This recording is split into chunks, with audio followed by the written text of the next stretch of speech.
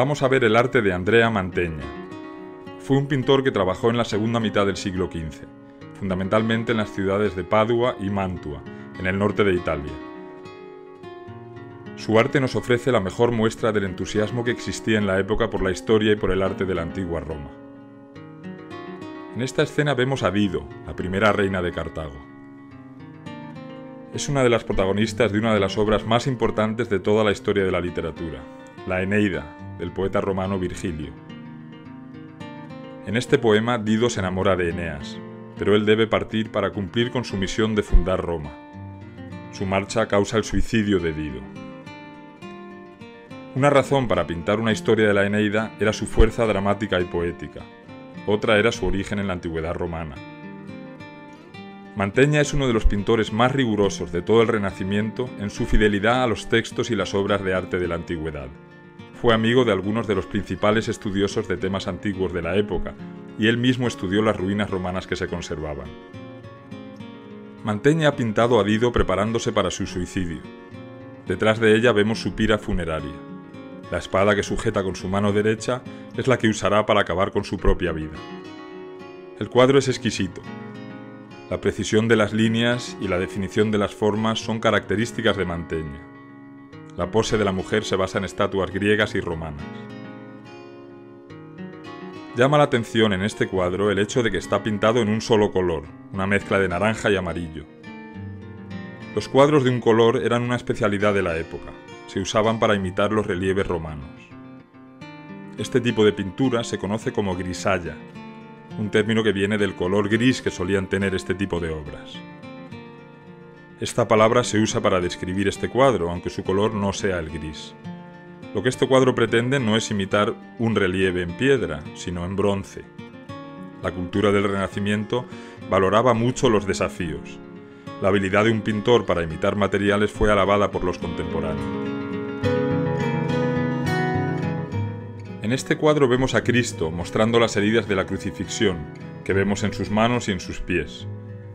Le sujetan dos ángeles, el de rojo es un serafín y el de azul un querubín. La idea de que hay distintos tipos de ángeles se basa en diferentes textos religiosos. Cristo descansa sobre el borde de un sarcófago de tipo romano. Junto a su muñeca derecha se ve que el sarcófago está abierto. Allí será depositado su cuerpo. Sobre el suelo, junto al borde del cuadro, vemos la tapa del sarcófago. El precioso paisaje se extiende hasta el horizonte.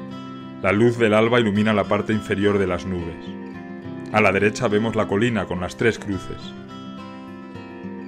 La representación del paño que cubre a Cristo es una maravilla. Mirar el trozo de tela que sujeta el ángel de la derecha.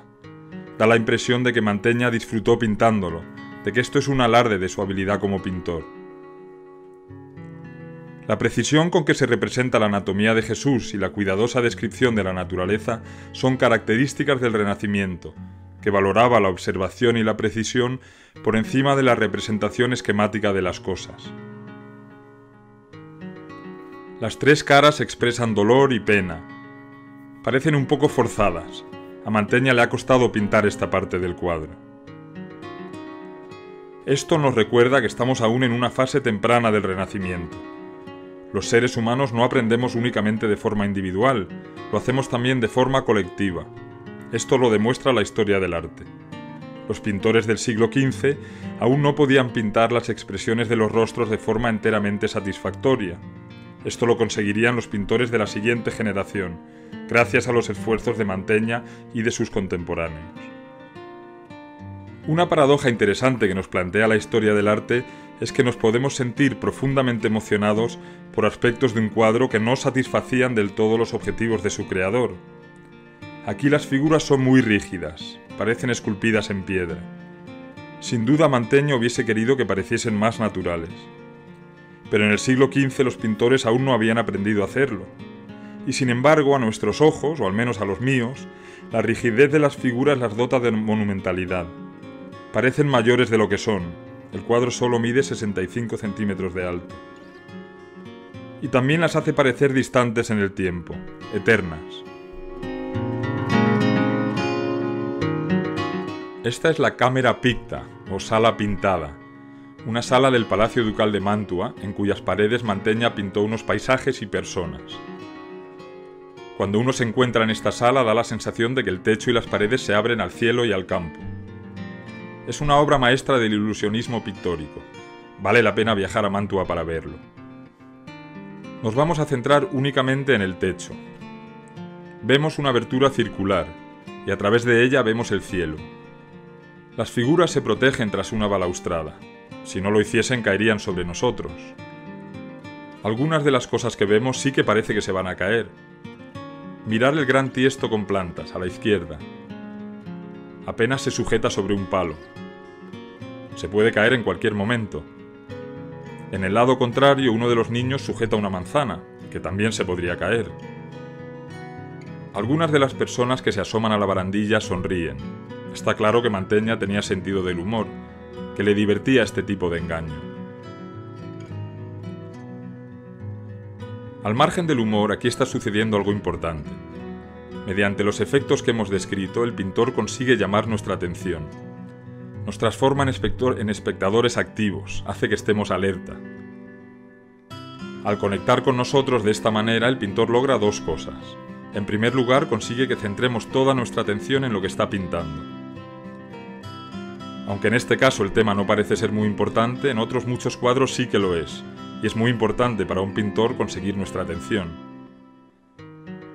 En segundo lugar, consigue que admiremos su habilidad como pintor, que nos asombre su facilidad para engañar a nuestros sentidos. Esto es importante para la historia del arte.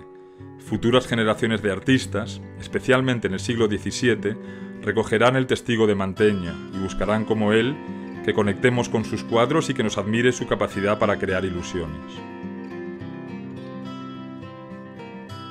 Para acabar, una idea que quiero compartir con vosotros. El conjunto de cuadros de un pintor constituye un mundo visual que es diferente del que habitamos.